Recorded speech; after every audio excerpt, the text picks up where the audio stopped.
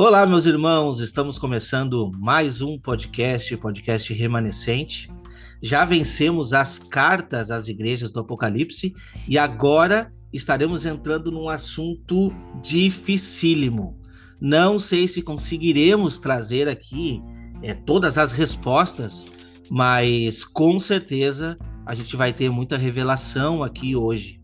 Sabe, a gente encontrou muita dificuldade para estudar e para conseguir apresentar para vocês alguma coisa que possa te ajudar nessa revelação, mas nós mesmos nos sentimos tocados pelo Espírito Santo com relação às informações que as outras passagens da palavra nos trazem. Esse é o nosso intuito, abrangir a mensagem e conseguir absorver alguma coisa que possa nos dar a interpretação do texto. Vamos tentar fazer aqui isso hoje. Irmão Ricardo, como é que tá? Como é que foi a semana aí? Tá tudo bem?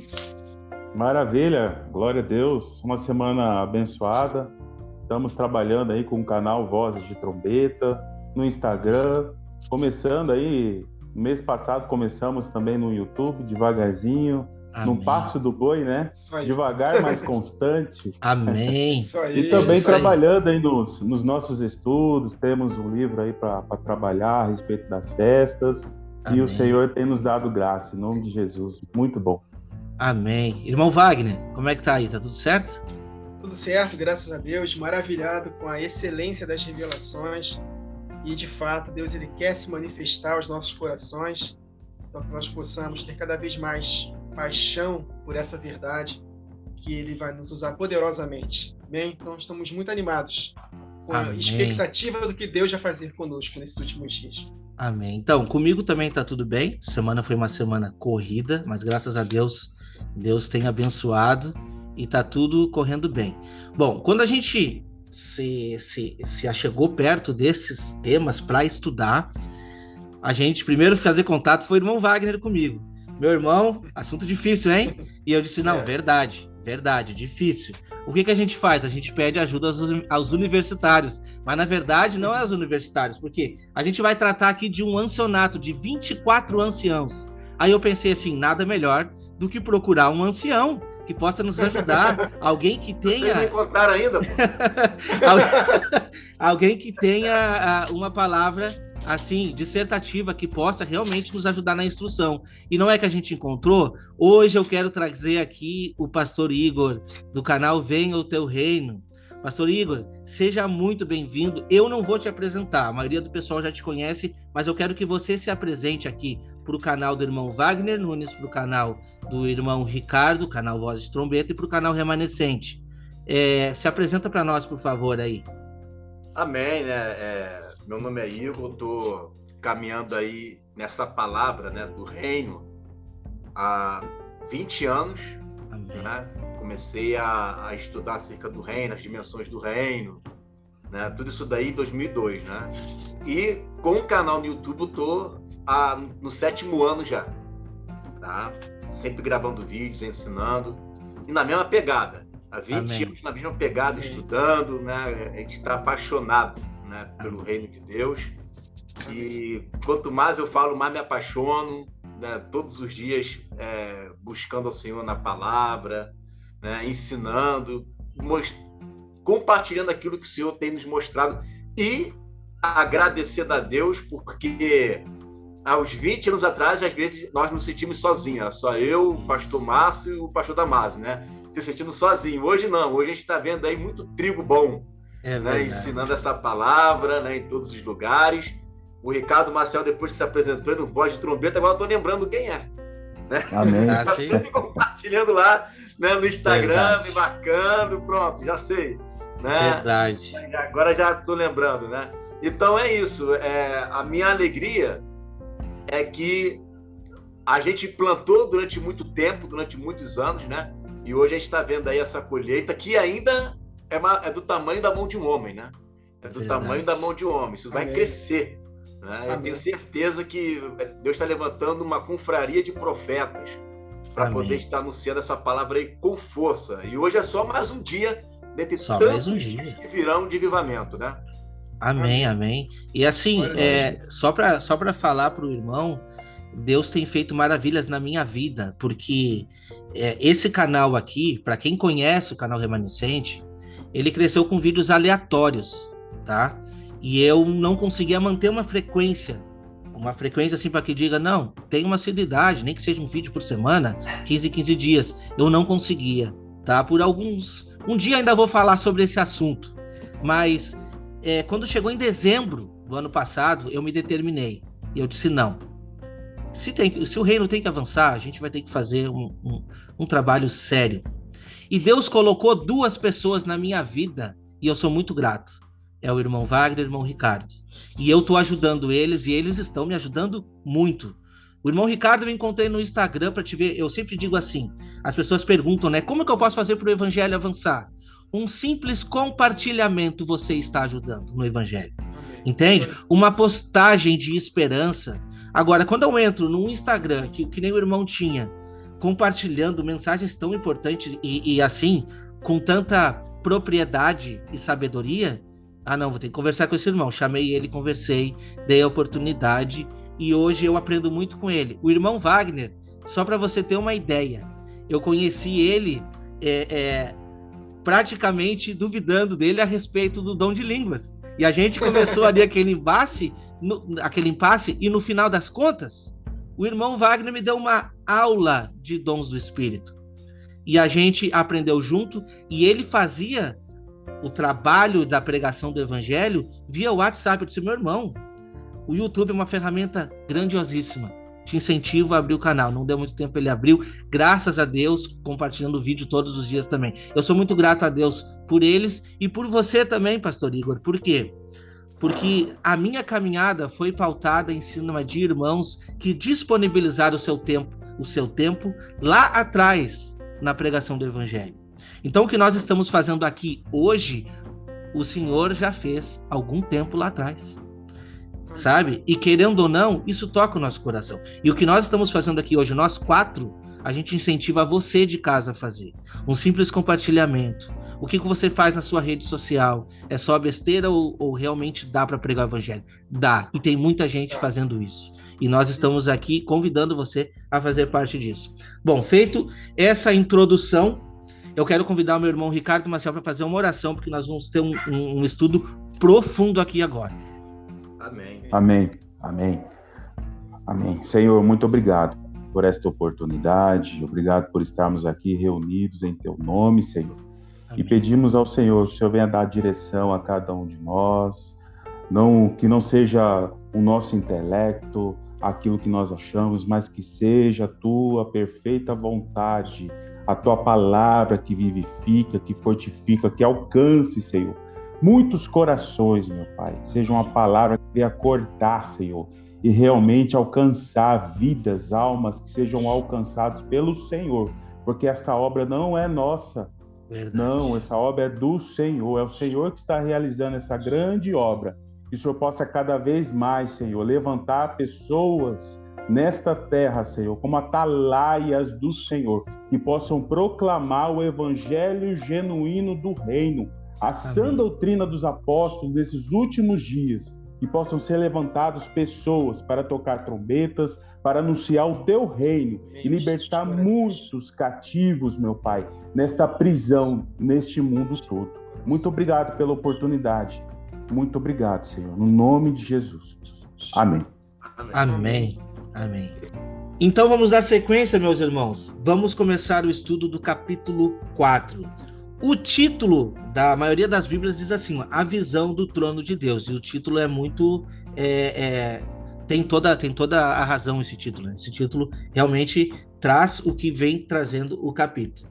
Eu vou ler o primeiro e o segundo versículos, que diz assim, depois destas coisas, olhei e eis não somente uma porta aberta no céu, como também a primeira voz que ouvi, como de trombeta, ao falar comigo, dizendo, sobe para aqui, e te mostrarei o que deve acontecer depois dessas coisas. Imediatamente eu me achei em espírito, e eis armado no céu um trono, e no trono alguém sentado. Pastor Igor, o que dá para trazer aí sobre esses 2 primeiros versos? Olha que interessante, né? Porque ele já tinha sido arrebatado, né, no capítulo 1, né? E aí agora ele parece que ele sobe mais um degrau, né? Ele vai subindo, uma porta se abre e ele vai até uma dimensão aonde tem um trono, tá? Foi só ele que viu esse trono. Você percebe que é como se estivesse montando o mapa ali, né? Então tá lá Ezequiel vendo esse trono, tá Isaías vendo o Senhor assentado no alto e sublime trono. Aí agora você vê João, não tem vários tronos que está se deslocando, né? Ele está no mesmo lugar. Exatamente. Né? Então os profetas, eles estão todo o tempo, né, contemplando isso que João contemplou agora.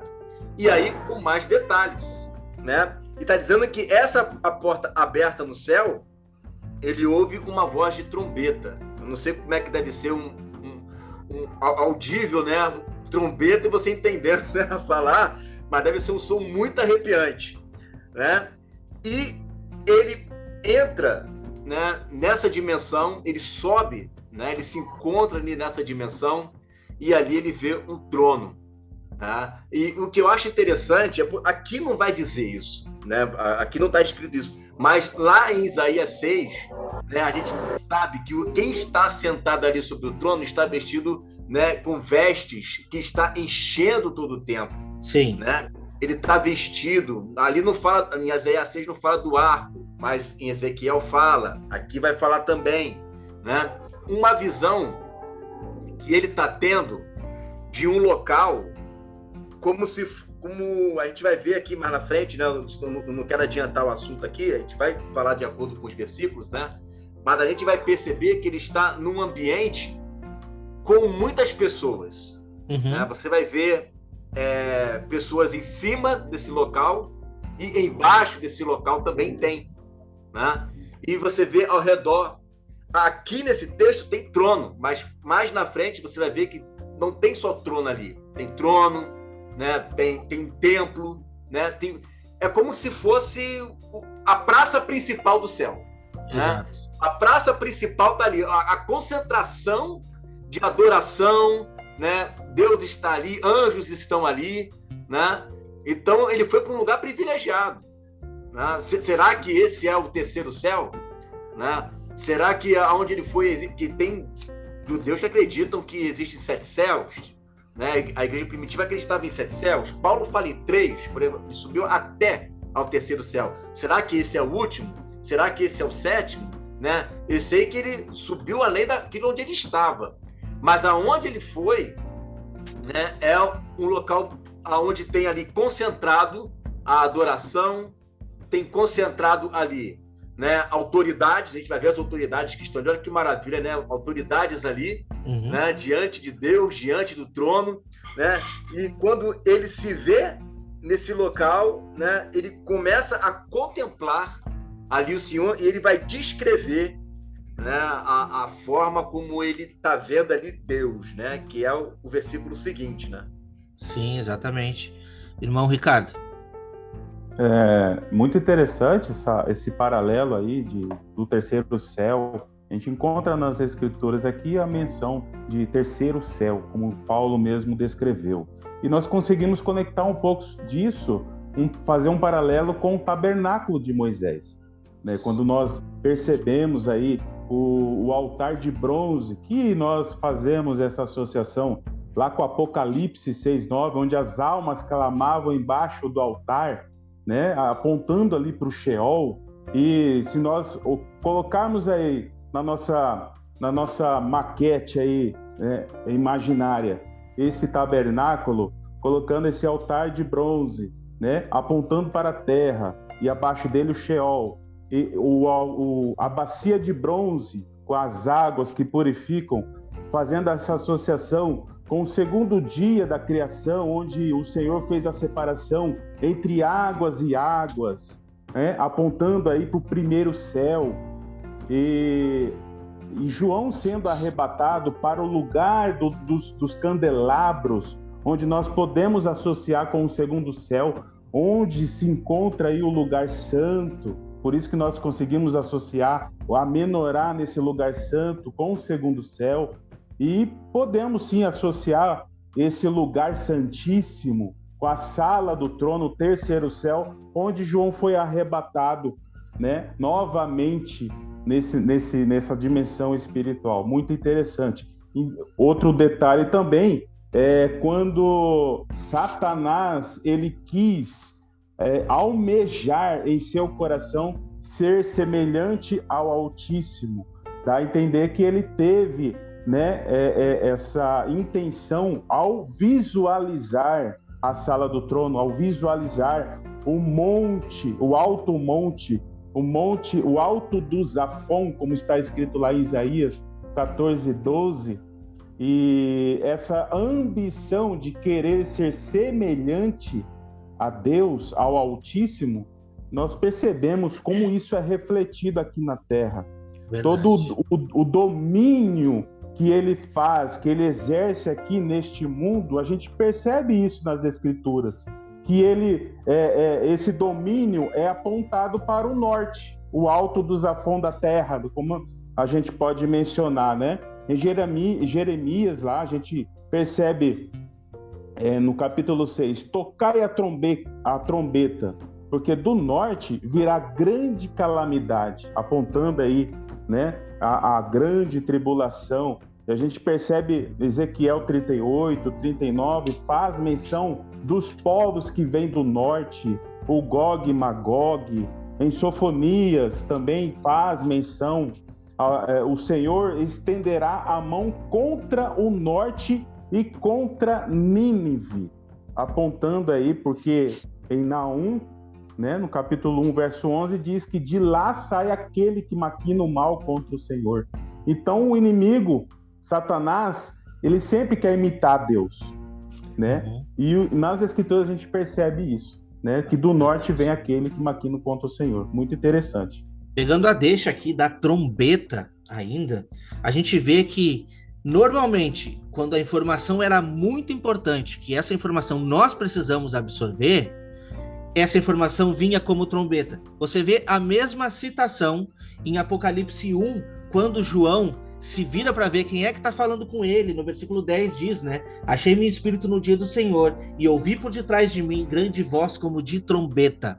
Quando a gente vai para Isaías 58, versículo 1, diz assim: clama em alta voz e não te detenhas, levanta a voz como de trombeta e anuncia ao meu povo a sua transgressão e à casa de Jacó os seus pecados. Mas a anunciação pode ser de muitas coisas, e aqui neste caso é profético. Está querendo nos deixar assim, olha, o que nós vamos falar agora é muito forte. Então esse som de trombeta é assim, ó, atente para essas palavras.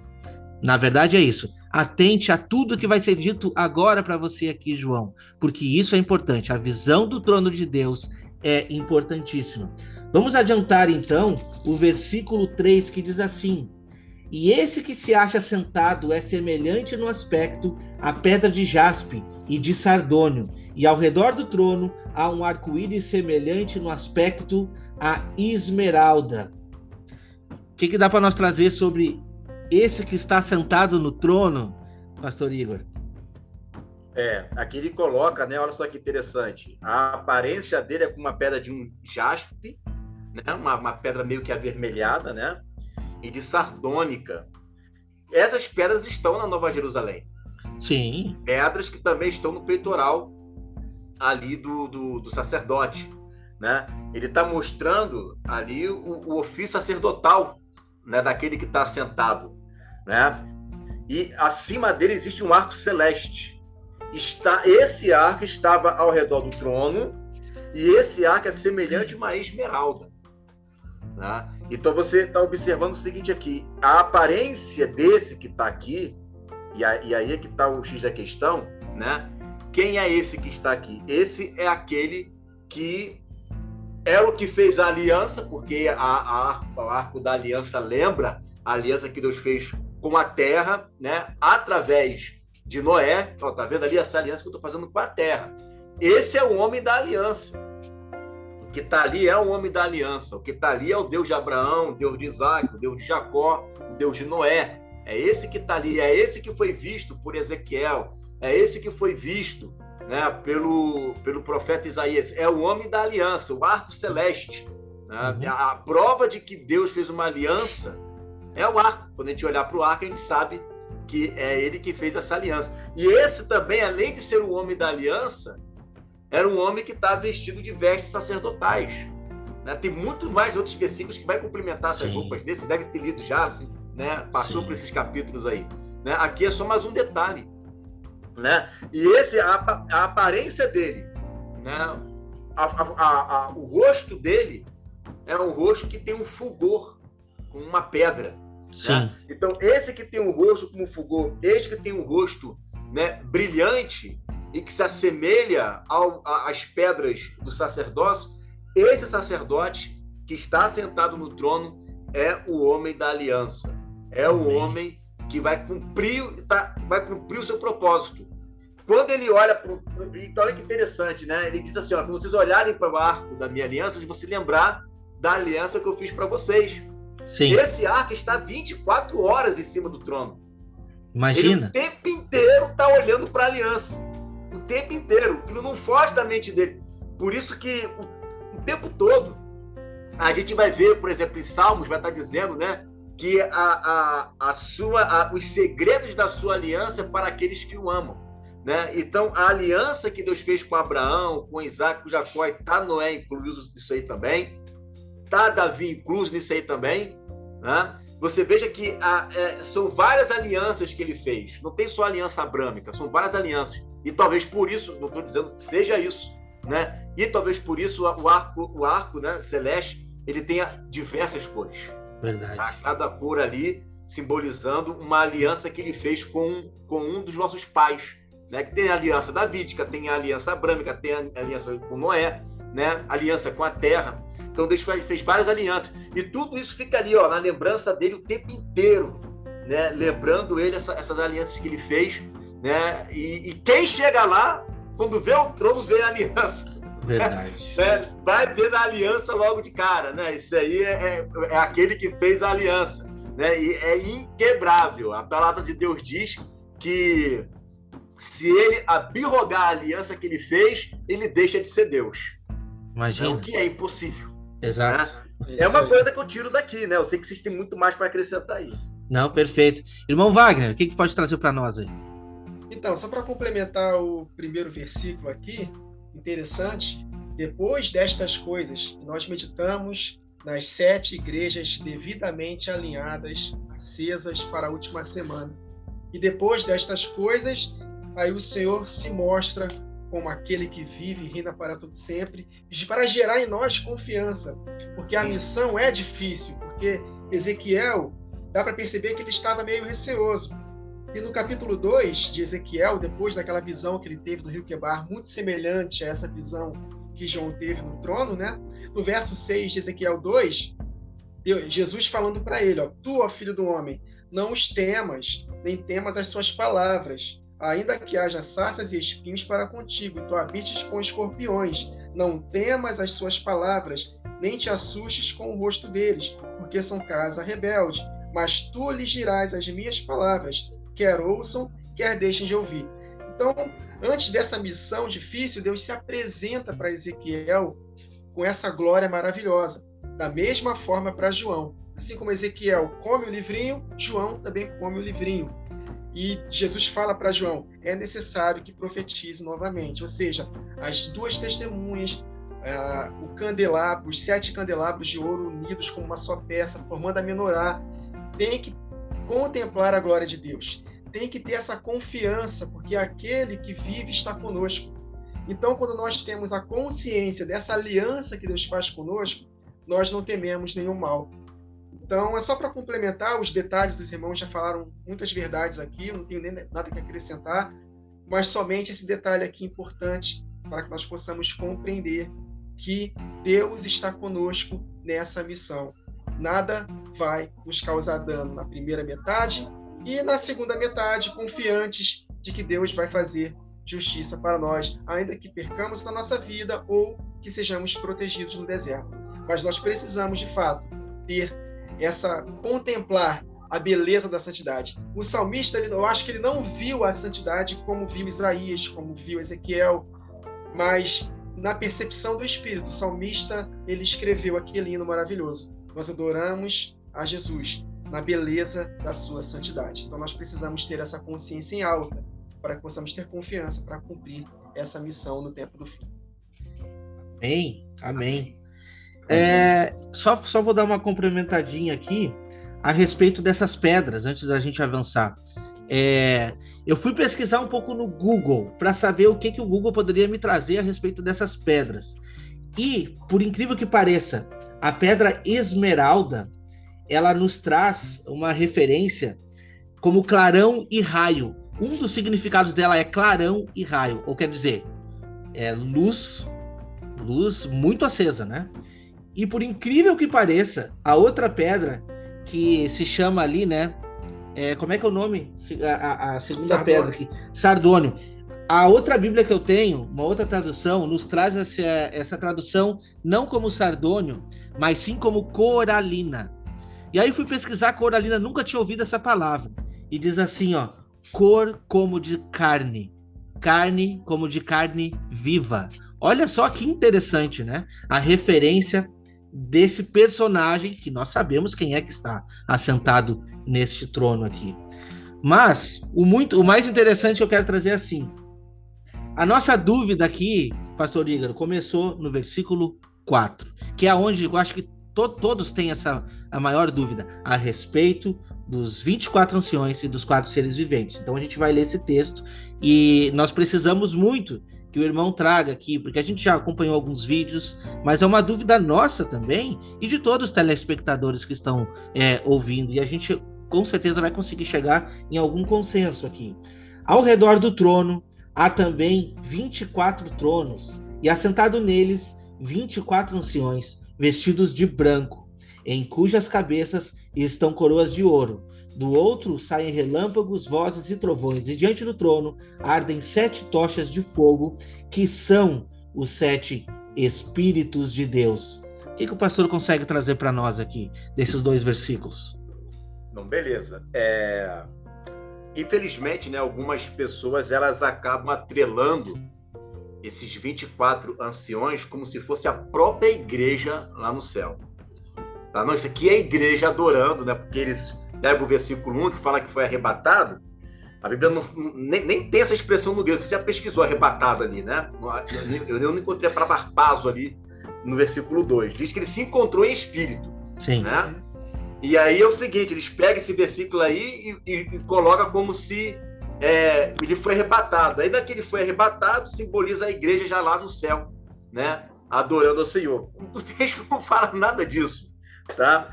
Mas o que o texto está mostrando é que no trono, o que tem ali no trono? Vamos lá. No trono não, no mar de vidro, né? O que tem ali no mar de vidro? Não tem só os 24 anciãos, tem os 24 anciãos, tem os 4 seres viventes, né? Aí quer dizer, então, que os 4 seres viventes, eles é algo que não existe ainda, mas que vai existir? Não pode, né? Toda a visão que João teve ali é o que está acontecendo naquele momento ali, exatamente naquele momento. E ele, então, ele vê o número 24 ali, 24 anciãos que têm coroa, que são chamados de presbíteros, né? Ancião é presbítero, né? São chamados de presbíteros, têm vestes brancas, alusão o tempo inteiro à igreja, tá? Mas não existe só esses textos que falam 24 anciãos, existem vários outros textos. E mais na frente, vocês vão encontrar, é bom falar isso aqui agora, depois vocês voltam de novo, tá? Uhum. Mas você vai ver que João, ele interage com esse anjo. Não existe nenhuma passagem na Bíblia de uma visão do futuro interagindo com um vidente, com um profeta. Então, deixa eu te interromper rapidinho, porque eu assisti um vídeo seu e esse ponto foi um ponto que me chamou a atenção. Porque é exatamente esse ponto que você falou. Quando é uma visão, uma revelação, não tem interação, assim como essas interações de revelação pessoal. Por exemplo, Daniel teve muitas visões, mas na profecia das 70 semanas, o próprio anjo estava falando com ele. Exatamente. Ali não era uma visão. Então, esses detalhes nos ajudam a compreender os textos. E aí eu disse, opa, tem razão aqui, deixa eu perguntar isso daqui para o pastor, que ele vai conseguir nos esclarecer. Pode dar sequência, pastor. Exatamente, né? Então, quer dizer, não existe uma interação da visão. Você não vê a besta conversando com o João, você não vê a meretriz conversando com o João. É sempre um anjo explicando. E não é só os 24 anciãos, um dos 24 anciãos que interage com o João, assim como um dos 4 seres viventes também interage, né? E aí, no caso, esse anjo, que é um anjo, é uma classe angelical, esses 24 anciãos estão ali, né, adorando o Senhor, e aí sim, você pode fazer uma conjectura, é um turno de adoração, pode ser, pode pegar lá aquele exemplo, 24 turnos de adoração de Davi, é o que eu falei no vídeo, né? As interpretações, elas são bem-vindas, você pode estudar as interpretações, mas eu penso que nas regiões celestiais, quando a gente entrar nos querubins, aí tem bastante texto para a gente poder mastigar os querubins, que está bem interessante, né? Acerca dos querubins. Mas se você for ver, entre a classe angelical, existem anjos que têm ofícios sacerdotais. Mais na frente, se for ver nos capítulos posteriores, você vai ver anjos que estão levando oração. Quem é que fazia isso no tabernáculo? Como foi citado por Ricardo, né? Era um sacerdote. A anja sacerdote, na qualidade de figura, sim, mas na qualidade de ordem de Melquisedeque, nunca. Sim. Né? Jamais. Mas na qualidade de figura, sim. Então, esses 24 anciãos, eles são igreja, eles são reis, na qualidade de reis da ordem de Melquisedeque, não. Mas na qualidade de figura que aponta para a igreja, sim. Porque a Bíblia é muito clara que não foi a anjos que ele deu, né, para que governe o mundo vindouro. Isso está em Hebreus 1 e Hebreus 2. Não foi a anjos que ele sujeitou, deixa eu sujeitar, né? Sujeitou o mundo vindouro. Não foi a anjos. Aos anjos disse filho? Jamais. Sim. Então, não é a anjos a ordem de reinar e sacerdotar as nações. É a igreja. Já que não é para eles, o que eles estão fazendo ali? Fazem ofícios que lembram e apontam para a igreja, porque só a igreja ela tem essa função, como diz Zacarias, né, acerca do renovo, que ele vai edificar o templo como rei e sacerdote e fará ambos os ofícios. Então, o Messias, ele trabalha como rei e sacerdote, e como nós somos da ordem dele, nós também somos os únicos que trabalhamos como reis e sacerdote. Os anjos não. Eles apontam, mas nenhum deles tem 2 ofícios.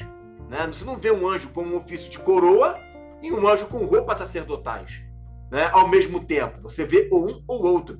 Então, eles têm muito a ensinar? Tem muito a ensinar no tocante a apontamento, mas não que ele seja a igreja lá no céu adorando, né? Agora, como apontamento, sim, como apontamento você vê eles sempre lembrando, né, a figura de uma igreja vitoriosa, que adora, composta por autoridades que vão reinar sobre as nações, né? Traz essa lembrança. As conjecturas, se eles simbolizam isso, simbolizam aquilo, né, e aquilo outro, aí, desde que não seja uma heresia, né, fica aí a critério dos irmãos, né, trazer apontamentos, como eu também estou trazendo o meu apontamento. Mas acontece que a Bíblia não entra em tantos detalhes como entra nos querubins. No querubim a gente tem vários detalhes ali. Agora, dos 24 anciãos, é como se eu falasse assim, quer ver, ó? Eu fui na casa do Wagner e vi lá uma taça. E só escrevi isso e fui embora. Uhum. Né? E aí, por que ele falou a taça? Numa taça que ele ganhou do futebol, numa taça que ele ganhou, né, sei lá, de basquete. Sim. Não, essa taça é a taça de vinho. Lembra? Eu só falei da taça e deixei vocês se batendo aí. Vira conjectura, qualquer coisa que tu venha trazer. Exatamente, né? E às vezes até bate, né? Às vezes até bate, mas é complicado a gente chegar e dizer, não é isso aqui, tem que ser dessa forma. Pode ser tudo, como diz até um provérbio judaico em relação à exegese, né? A sua interpretação está certa e a sua também. Verdade. Tudo menos a igreja no céu nos 7 anos. Tudo menos isso. Amém, amém. Irmão Ricardo, o que traz para nós aí? Então, foi citado aqui o verso 4 e 5. Só quero complementar um pouco sobre essa parte das 7 lâmpadas de fogo, que ardiam do trono. A gente trouxe aí acerca das 7 igrejas, essa importância de entender os 7 Espíritos de Deus. Ela está contida aí nas Escrituras. A gente percebe aí a onipresença e a onipotência do Senhor nestes 7 Espíritos, quando a gente percebe lá em Apocalipse 5, verso 6, onde nós temos ali a visão do Cordeiro, e lá tem 7 chifres e 7 olhos, né? Podemos também conectar com Zacarias 4:10, Zacarias 3:9, do sumo sacerdote Josué, na pedra única com 7 olhos, os 7 olhos em todo o mundo. Então, nós percebemos o agir do Senhor através da onipresença, né, dos 7 olhos, da onipotência que está ali nos 7 chifres, e a onisciência, a presciência do Senhor também, dos 7 Espíritos de Deus, lá em Isaías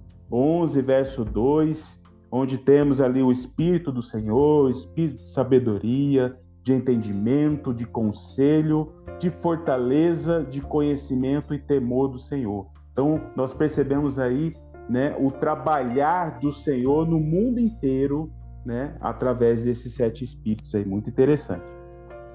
Amém, amém. E falando dos 7 Espíritos, não tem como a gente desconectar a igreja, né? Não tem como a gente não olhar para a menorá, não tem como. Irmão Wagner, o que tu pode trazer para nós aí? O irmão Igor falando acerca dos 24 anciãos, de fato, né? A gente estava na dúvida se eles eram de fato literais ou apontavam para a igreja, e nós entramos no consenso de que são seres literais com certeza nos céus, porque um deles fala com João, mas aponta também para a igreja. E eu, voltando do trabalho hoje, o Espírito me fez conectar com o tabernáculo. O tabernáculo que Moisés fez foi uma cópia do céu. No céu há, de fato, um santuário, há, de fato, aquelas peças. Em Hebreus 9 diz isso. Então, há uma literalidade no céu do tabernáculo e aponta para a igreja. Nós somos o tabernáculo de Deus. E não somente espiritual, mas também físico. O apóstolo Paulo fala que nosso corpo também é templo do Espírito. Então, de fato, a palavra de Deus ela é muito abrangente e, de fato, aquilo que o pastor Igor falou, não dá para determinar. Os 24 anciãos é isso e ponto final. Não, calma. Eles são literais? Sim, mas tem um apontamento para a igreja. No decorrer da gravação, se der tempo, eu falo alguns detalhes dos 24 anciãos, dos 4 seres viventes, apontando para a igreja com suas conexões. Mas, de fato, a palavra de Deus ela precisa ser compreendida como um todo. E esse exemplo que ele me deu do tabernáculo, que no céu tem um tabernáculo físico, conectando com a igreja, aí nos faz conectar também os 24 anciãos, os 4 seres viventes, apontando também para a igreja do Senhor. Amém, amém. Pastor Igor, eu acho que assim, ó, o que acontece? A gente tem... a gente não tem muita informação dos 24 anciões, mas nós temos um pouco mais de informação sobre os 4 seres viventes. Então a gente vai dar uma adiantada ali, que diz assim, né? Há diante do trono um como um mar de vidro semelhante a cristal, e também no meio do trono, à volta do trono, 4 seres viventes cheios de olhos por diante e por detrás. Então, quer dizer, a gente já trouxe aqui que esses 4 seres viventes eles vão interagir com João um pouquinho mais lá na frente, né? Então, se eu não me engano, é na época das taças, que isso. Um deles apresenta para João. Os selos. Nos selos, desculpa, exatamente. Chama os cavalos, né? Isso, os cavalos. Exato. E a gente consegue ver uma referência disso lá em Zacarias. Eu vou deixar que o pastor traga para nós aí, por favor. O texto de Zacarias... Não. Pode trazer o que você quiser sobre os 4 seres viventes. Eu o texto todo e não tem problema nenhum. Não. Pode ficar à vontade aí. Então vamos lá, olha só. Vamos ver aqui o versículo 6, né? Vamos seguindo aqui. Então, olha só. Havia diante do trono um como um mar de vidro, né? Semelhante ao cristal. Né? Isso foi visto por Ezequiel também. Uhum. Tá lá, mesma coisa, o mar de vidro.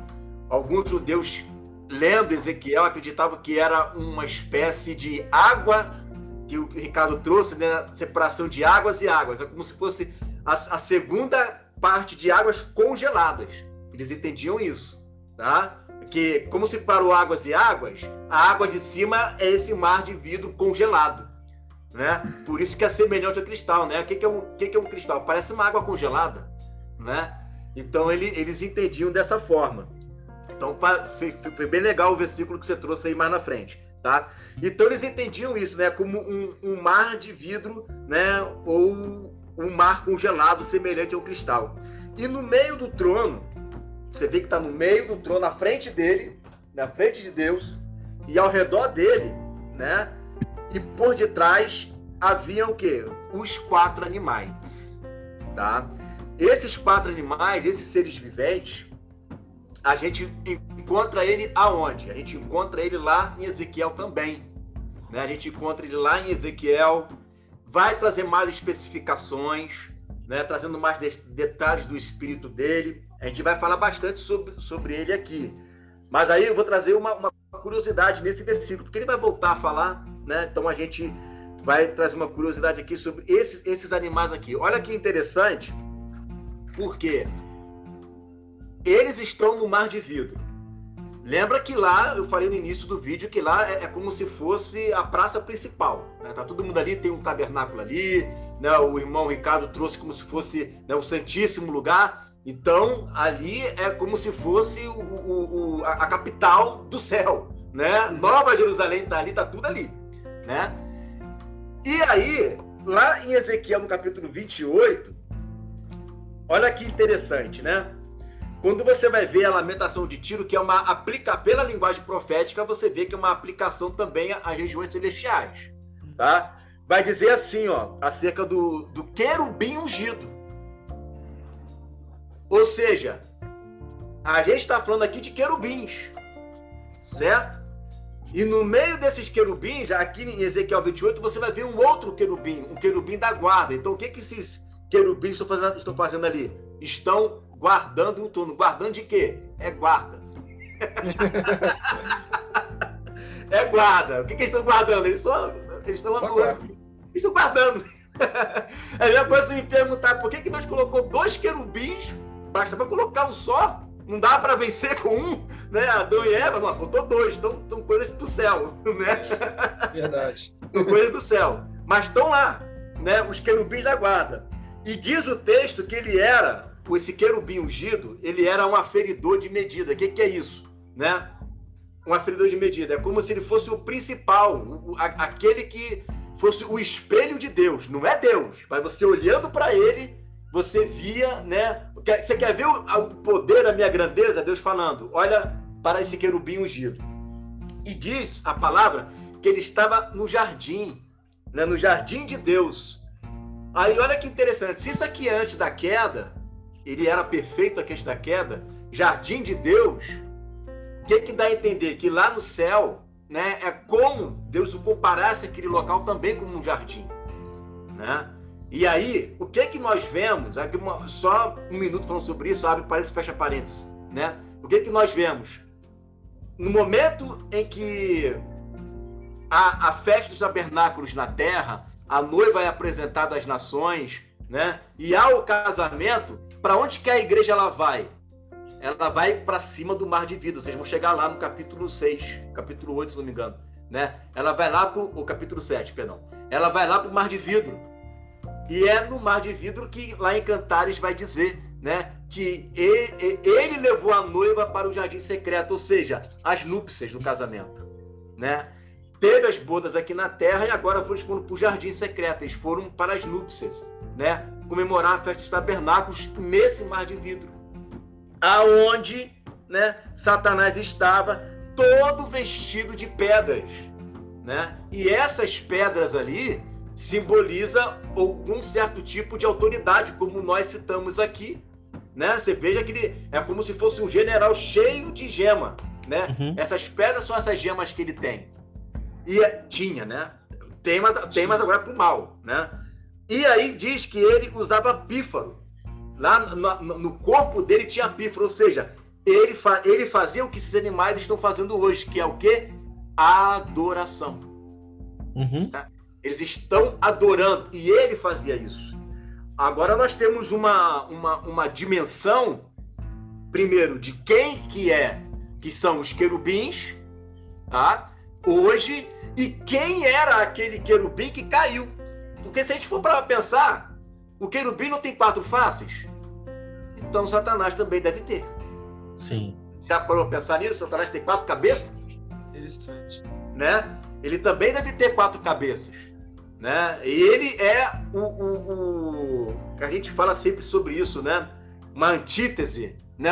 Tem um Cristo e um anticristo, né? Então tem um Jesus e tem a pessoa do anticristo, né? E aqui nós temos o querubim com 4 cabeças, então nós temos um ser que também tem 4 cabeças. Eu estou colocando uma hipótese aqui, tá? Porque querubim é querubim, né?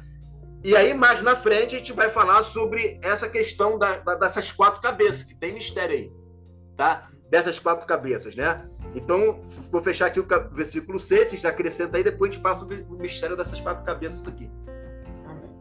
Não, tranquilo. Eu acho interessante, eu errei, tá, o texto, que eu disse que fazia conexão, não é Zacarias 1, é Ezequiel 1.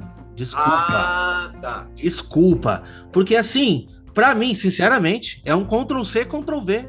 O que nós lermos no Ezequiel 1 é o que está nos trazendo do Apocalipse 4, praticamente. Eu só não consigo ver ali os 24 anciões. Irmão Wagner, eu não sei qual é a ordem agora, mas eu vou passar para o irmão Wagner, depois o irmão Ricardo complementa aí. Então, só para complementar em relação à comparação das visões, no rio Quebar, ele não viu os 24 anciãos, mas viu as rodas. João, ele viu os 24 anciãos, mas não viu as rodas. Enfim, é só um detalhe. Sim. Mas no verso 6, ainda conectando, porque o Espírito me fez apontar muito para a igreja, né? Acerca dos animais e também dos 24 anciãos. E os 4 seres viventes, eles estavam cheios de olhos, por diante e por detrás. E conectando com a igreja, nós precisamos contemplar a glória do Senhor, a beleza da sua santidade pela fé. E está escrito em Hebreus 12, para que nós possamos olhar firmemente para o autor e consumador da nossa fé. Então, e mais para frente, quando nós formos ler os próximos versículos, esses 4 animais e também os 24 anciãos, eles davam glória, honra e ações de graças, que é uma oração de louvor que o apóstolo Paulo fala depois de falar daquele mistério maravilhoso das 2 casas, em Romanos 11, né? Que ele fala lá, ó profundidade da riqueza, tanto da sabedoria quanto do conhecimento de Deus. O apóstolo Paulo, ele foi arrebatado ao 3º céu, ele viu também essa glória, e no verso 36 de Romanos 11, porque dele, por meio dele, para ele são todas as coisas, a ele pois a glória eternamente, amém? Então está tudo conectado com a adoração dos 4 seres viventes, dos 24 anciãos. Então é isso, né? Vamos dar continuidade aí. Tá bom, irmão Ricardo?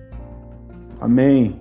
Também só quero comentar algo acerca do Mar de Vidro, que essas conexões que nós realizamos, nós podemos olhar lá no capítulo 15 de Apocalipse mesmo, verso 2, onde João tem a visão do mar de vidro misturado com fogo.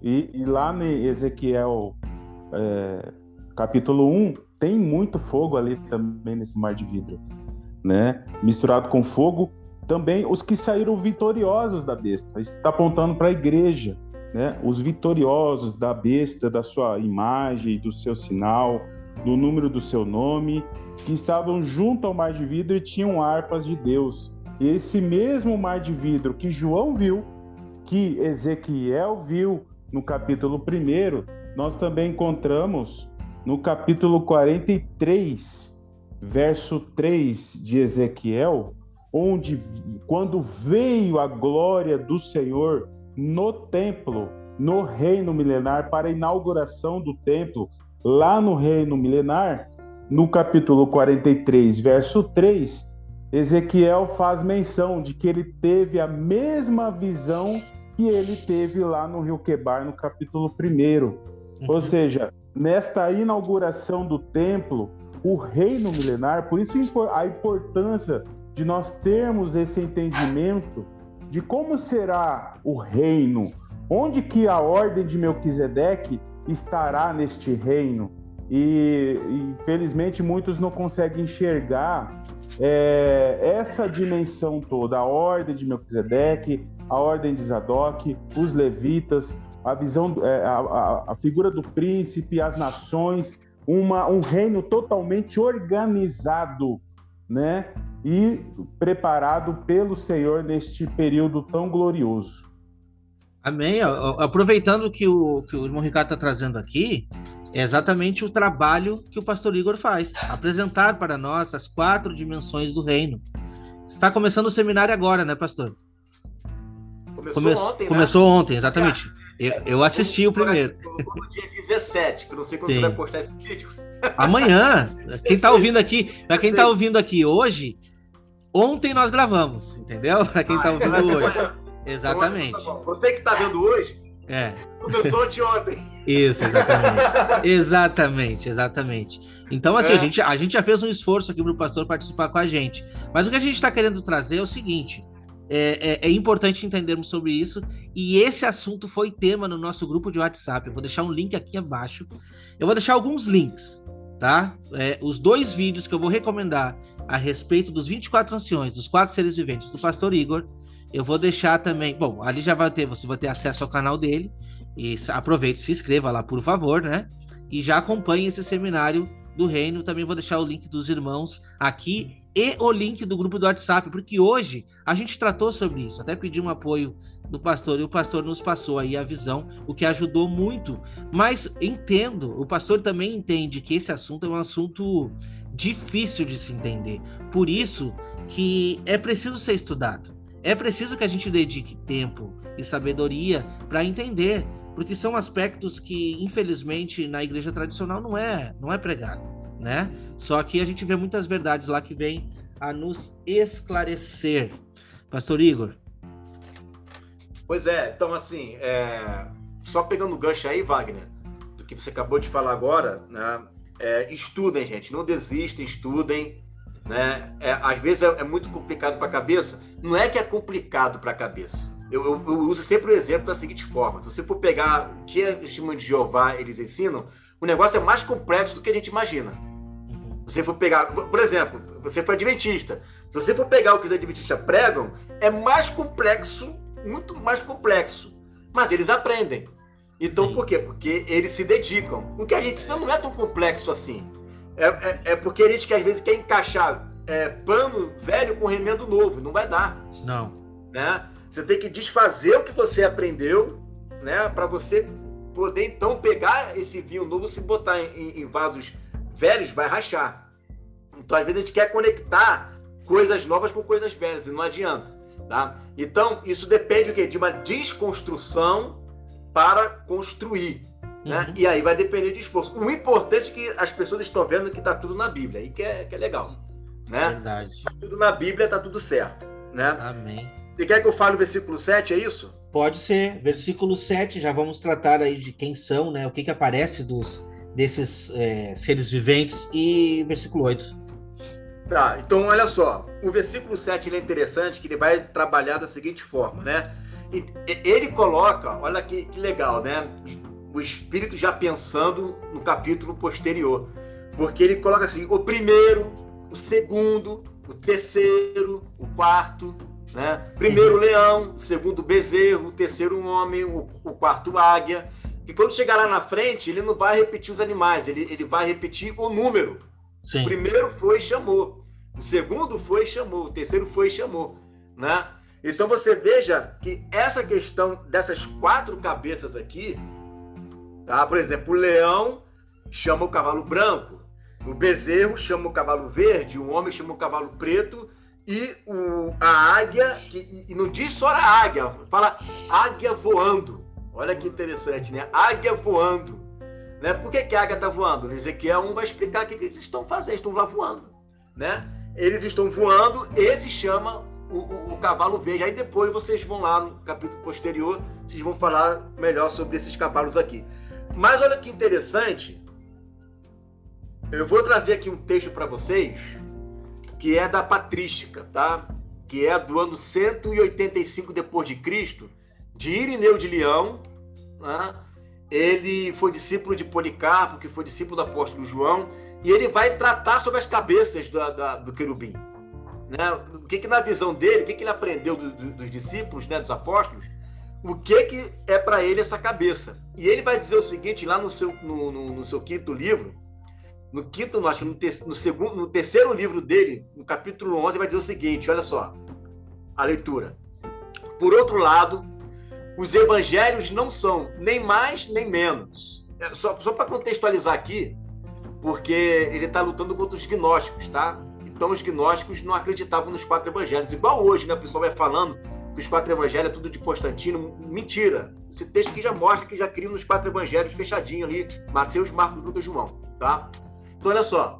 Os evangelhos não são nem mais nem menos do que esses 4. Com efeito, são 4 as regiões do mundo em que vivemos.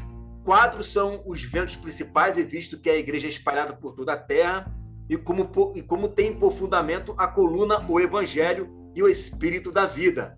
Assim são as 4 colunas que espalham por toda parte a incorruptibilidade e dão vida aos homens. Por isso é evidente que o verbo artífice de todas as coisas, que está sentado acima dos querubins e mantém unidas todas as coisas quando se manifestou aos homens, nos deu um evangelho quadriforme, sustentando por um único espírito. Por isso Davi, ao invocar sua vinda, diz: tu que te assentas acima dos querubins, aparece. Ora, os querubins têm 4 aspectos, e suas figuras são a imagem da atividade do Filho de Deus. Então a patrística entendia que as 4 faces apontam para a atividade do Filho, tá? Uhum. Aí ele vai explicar. O primeiro animal é semelhante a leão, caracterizando o poder, a supremacia e a realeza. O segundo é semelhante a novilho, manifestando a sua destinação ao sacrifício, ao sacerdócio. O terceiro tem rosto semelhante a homem, o que lembra claramente a sua vida em forma humana. E o quarto assemelha-se à águia que voa, sinal do dom do Espírito que sopra sobre a igreja. Os evangelhos, portanto, correspondem a esses animais, acima dos quais está assentado Jesus Cristo. Um contra a geração preeminente, poderosa e gloriosa que tem do Pai. Com estas palavras, no princípio era o verbo estava com Deus e o verbo era Deus. E tudo foi feito por meio dele, sem ele nada do que foi feito se fez. É por isso que este evangelho está cheio de pensamentos sublimes, pois este é o seu aspecto. O evangelho segundo Lucas, portador de caráter sacerdotal, começa com o sacerdote Zacarias, que oferece a Deus o sacrifício de incenso, porque já estava pronto o vitelo gordo que devia ser imolado por causa da volta do filho menor. Mateus, por sua vez, narra sua geração humana, dizendo: livro da origem de Jesus Cristo, filho de Davi, filho de Abraão. E em seguida a origem de Jesus Cristo foi assim. É, portanto, o evangelho da humanidade de Cristo. Por isso Jesus é constantemente apresentado como um homem humilde e manso. Marcos, por sua vez, inicia pelo espírito profético que do alto investe o homem, princípio do evangelho, conforme está escrito no profeta Isaías, dando uma imagem alada do evangelho. Por isso exprime-se de maneira concisa e rápida. É o estilo profético. É assim que o próprio verbo de Deus falava conforme a sua divindade e glória. Pulando aqui, assim é o aspecto dos animais. E igual ao aspecto dos animais é a característica do evangelho. Quadriforme os animais, quadriforme o evangelho, quadriforme a atividade do Senhor, né? Então ele vai dizer que os 4 evangelhos, todos eles, aliás, as 4 faces dos animais, todos eles apontam para um evangelho, né? Apontam para um evangelho, e aí você vê Satanás, que é o anti-querubim, né? Ele é tudo anti-evangelho também. Ele tem um anticristo que é um homem, né, que não veio para servir e quer reinar logo aqui na Terra, né? Ele tem poderes, só que não é uma águia, é um dragão, né? E por aí vai. Então a gente vê que essas 4 cabeças, né, para a igreja primitiva, apontava para os 4 evangelhos e apontava para os 4 ministérios de Jesus, como rei, como homem, como servo e cordeiro, né? e também como águia, né? Que é aí a faceta de Deus, né? Cheio do Espírito de Deus, tomado de toda a plenitude da divindade. Amém. Irmão Ricardo. Amém. É muito interessante essa questão dos 4 seres viventes relacionados com os evangelhos. E é importante salientar aqui essa similaridade dos 4 animais, os 4 seres viventes, com os 4 cavalos do Apocalipse. E a gente estava até discutindo essa semana, né, compartilhando um pouco acerca disso, o quanto que a obra do Senhor nestes cavalos faz conexão com os 4 seres viventes. E trazendo aqui acerca de Zacarias 1, onde mostra, a partir do verso 7, a visão dos cavalos.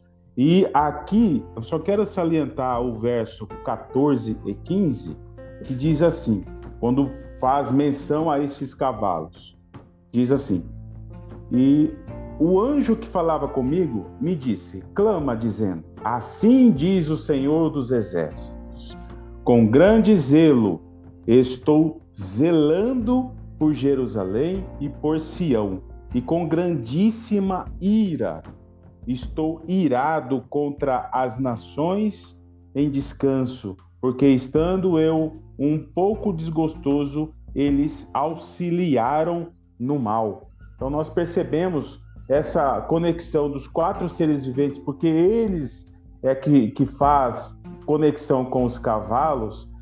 Vou só citar, por exemplo, o cavalo branco, no qual muitos fazem associação com o anticristo. Eu percebo aí que o cavalo branco, né, como tem conexão com os 4 seres viventes, eu vejo uma obra do Senhor através desses cavalos, que são chamados, né, pelos seres viventes. O cavalo branco, por exemplo, né, saindo para vencer, nós podemos conectar aqui com o próprio livro de Zacarias, onde Zacarias capítulo 9, onde ele faz menção de Judá e também de Efraim. Lá em Zacarias 9, no verso 14, diz assim: porque curvei Judá para mim, enchi com Efraim o arco, suscitarei os filhos, ó Sião, contra os teus filhos, ó Grécia, e portei como espada de um valente. Então, eu percebo uma obra do Senhor aí, né, fazendo conexão dos 4 seres viventes com os cavalos. E aí a gente percebe que existe uma conexão muito, muito mais profunda acerca disso. A gente encontra isso nas Escrituras, especificamente aqui no profeta Zacarias. E Zacarias fala sobre relâmpago, característica de querubim, né? E Sim. fala também de trombeta, característica do que João viu assim que enxergou os seres viventes, né? Exatamente. Exatamente. E falando de Judá e Efraim, e conectando da voz, soar a trombeta no verso 14 de Zacarias 9, as trombetas que as 2 testemunhas vão realizar nesses dias, né? As duas casas de Israel, Judá e Efraim. Exatamente. Meu irmão Wagner. Só para completar, de fato, de novo conectando com a igreja, que foi com a maneira como o Espírito ministrou meu coração quando eu estava meditando, né?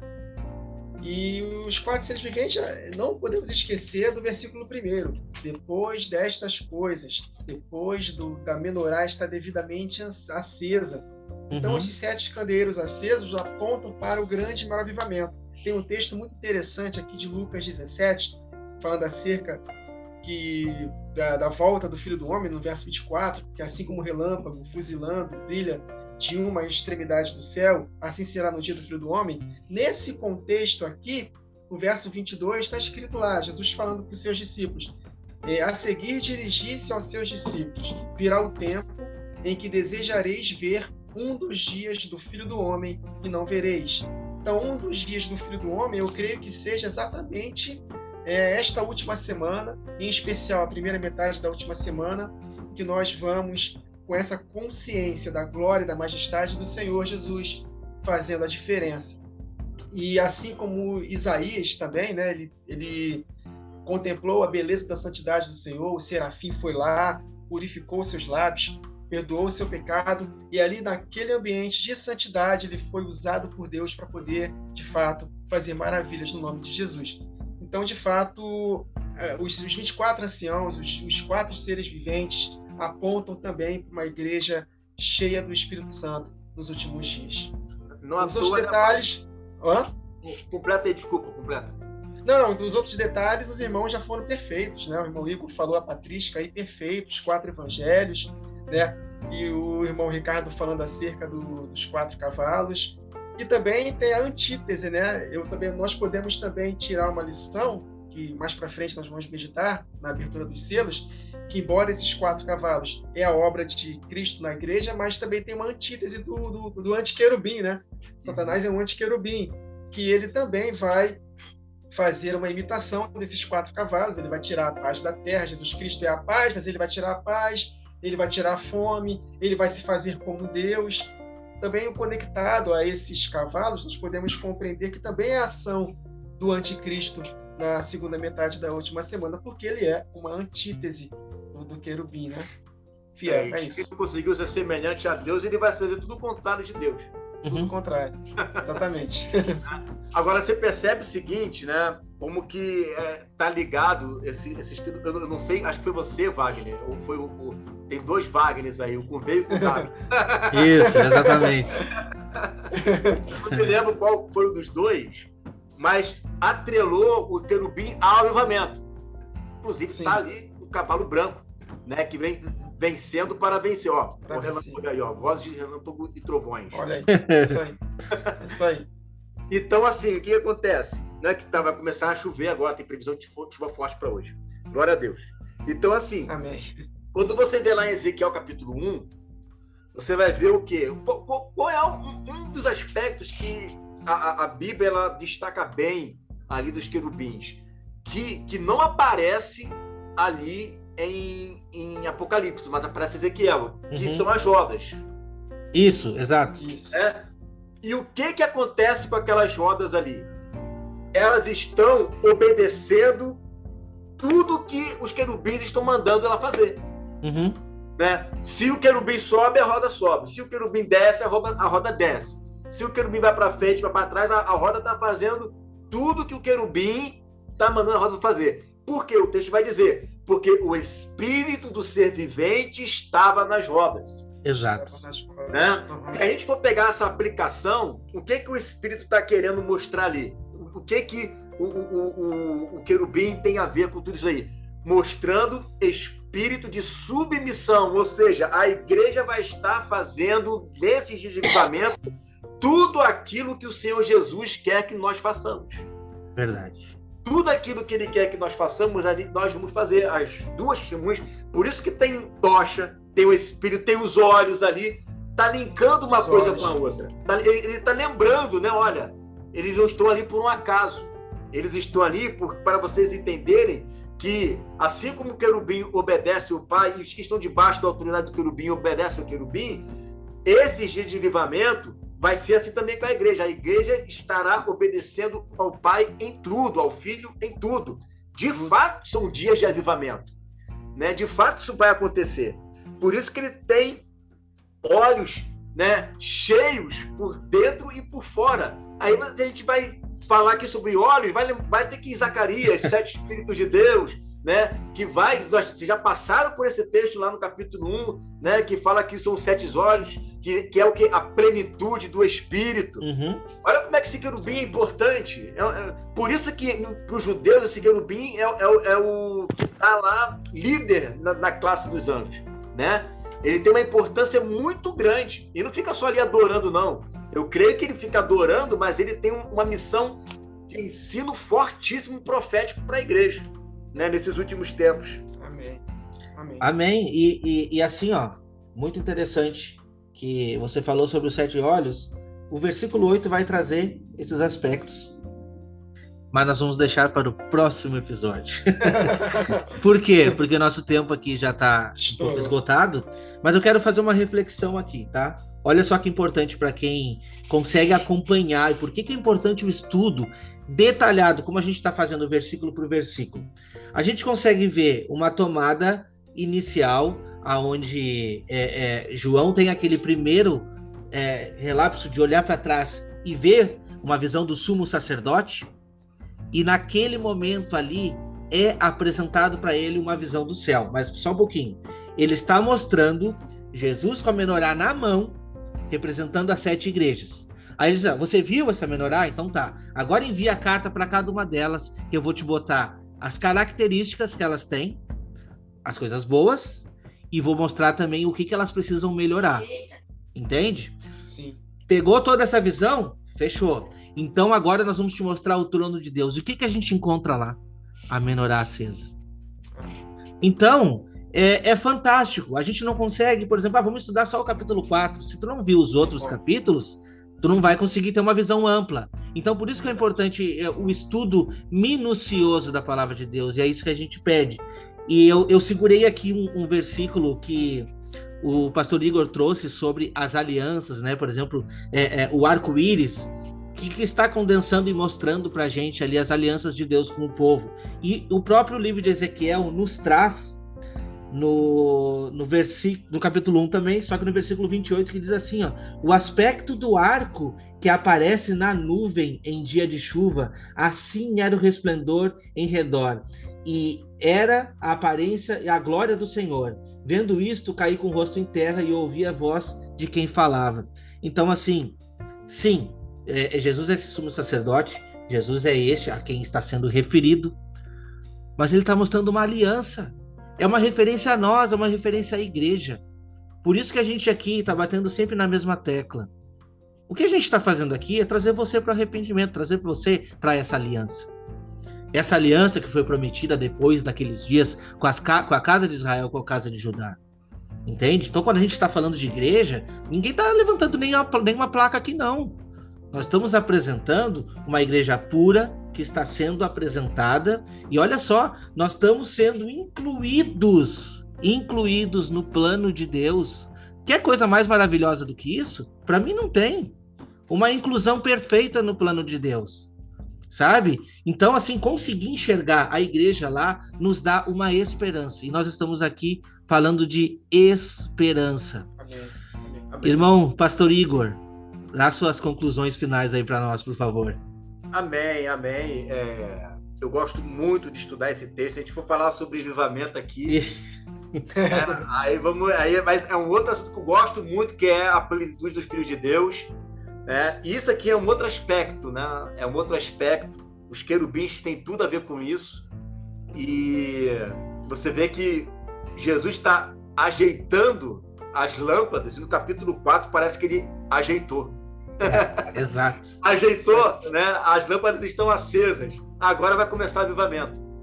Né? Aí, no momento que começa o avivamento, os anjos começam a dar graças, né? Começam a adorar. Aí os 24 anciãos, caramba, o avivamento está chegando, a noiva está vindo. Aí eles não se aguentam, deposita a coroa aos pés de Jesus, começa a adorar. Porque quando começar o avivamento, gente, é pouco tempo, né? Quanto que falta?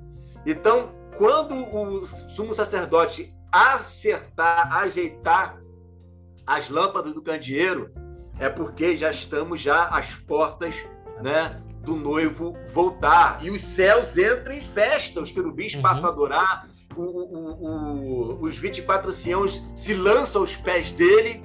Eu não creio, eu estou com uma conjectura minha, tá? Eu não creio que os 24 anciãos ficam o tempo inteiro lá, bota e tira a coroa, tira a coroa, bota e tira...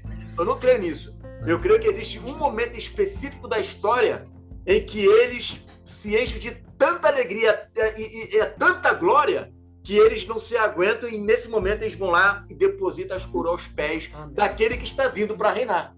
Glória a Deus. Daquele que está vindo para reinar. Então, é mais ou menos isso, né? Esse capítulo 4 é o início do fim, né? É o início do fim.